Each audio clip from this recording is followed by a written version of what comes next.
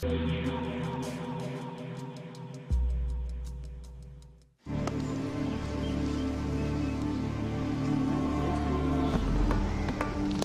I was growing up, just like any other British Pakistani, I was in love with a man. Not just any man, he was the biggest superhero you could ever imagine. The best thing about him was, with the ladies, he was a great catch. Imran Khan. We all know that Imran Khan was a superstar cricketer winning the World Cup for Pakistan, but he was also a playboy who dated some of the most beautiful women in the world. He was the darling of the British tabloids. He married and divorced Jemima Goldsmith, the daughter of a Jewish billionaire. He fathered a love child, and his early forays into politics weren't that successful either.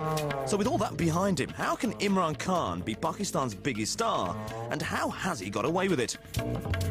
I caught up with him at his palatial new pad in Islamabad that was still being decorated. And you literally moved in here, what, a week? You've been here around a week? Yeah, I've just moved in. There's still work going on, as you can see. It's sort of completion, but it's much better to be here than anywhere else. When you have such a property like this, do you become very proud of your achievements? Of course, extremely privileged, you know. I think it's, this is a blessing from God. Because I never thought I would get a place like this. Do you make your money out of cricket? Whatever money I made from cricket, most of it I give to the cancer hospital.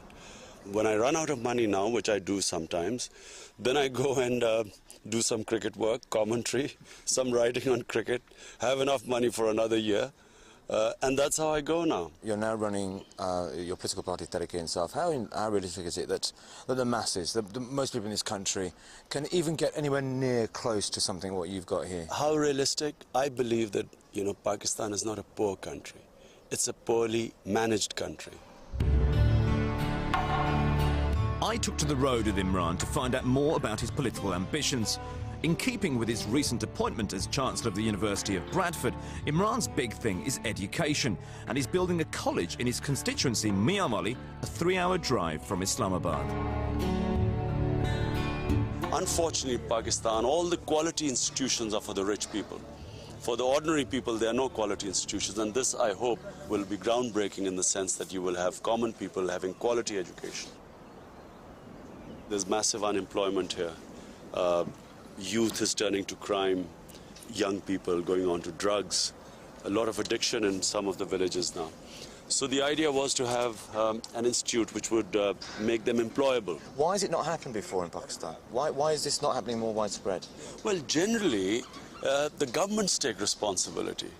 If you look at civilized countries, the governments take responsibility for, number one, education, number two, healthcare, clean drinking water, and justice. Why has it taken Imran Khan, a former cricketer, to take time out to do this? Cricket taught me one big thing, and sports actually, the biggest lesson it teaches you is that nothing is impossible. So with all that confidence and optimism, if he were to run the country, just how would he change things for the better? I would only want to be a prime minister if I could make a difference, if I could implement my agenda, which is to have an independent judicial system, have rule of law in Pakistan. The most crucial thing for a society to move forward, rule of law. And secondly, to have an education emergency, so you give people basic education, release the potential of the people. In his constituency, Imran is very much a man of the people. It's amazing that nearly 14 years since he retired from playing cricket, Imran is still an icon in the eyes of Pakistanis everywhere. On a boat trip through the heart of Imran's political homeland, I finally get a quiet moment with my hero and a chance to ask those more personal questions. It's a beautiful time sunset on this. Yeah.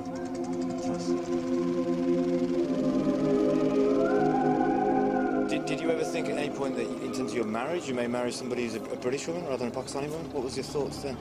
No, I always thought I would marry a Pakistani woman. And that just shows that life goes in one direction and you keep planning and life takes its course. In 2004, Imran and his Jewish wife Jemima were very publicly divorced. I couldn't quite leave Pakistan without asking him what actually happened. Was it cultural differences that maybe caused a problem? I mean, that's what's been written about, but She found it very difficult to live here. I couldn't live anywhere else, and that became a problem. And you know, and also perhaps my political life didn't help, because I mean, especially when we got married, I just started a political party, and so it just meant that I couldn't give marriage enough time, and a cross-culture marriage needs more time. How's your approach with your family, with your children, for example? Will they be brought up Muslims, and that's something you will take time out to make sure that happens? Well, Jemima and I always, even when we divorced, but always we knew that they would be Muslims. And what about is Jemima living a Muslim life, or what's... Whether she's a Muslim or whatever life, I mean, it's up to her. You know, I don't really, it's not my business, because after our divorce, it's really her decision. And have you thought about remarrying? Well, but it's, I mean, it's too soon after my divorce, but what happens, I have no idea. You know, who knows about the future? One thing that Imran is sure of is his rediscovered sense of faith in Islam, which has guided his personal and political life. My belief changed my behavior. So in the sense that a lot of things I would not have done if I did not believe in God and the hereafter. I wouldn't have, tried to build a hospital, and I certainly would not have been in politics today. Back home in the UK, the British Muslims at the moment, they're going through this thought process, and it's being documented whether Muslims, young British Muslims, you can live a Muslim lifestyle within Britain. You can practice your faith anywhere. You can live anywhere in the world, I saw no contradiction in my life living in England, practicing my faith. I see no contradiction. So it was actually the faith that changed my direction. Otherwise, I probably, would have just lived quite a selfish life.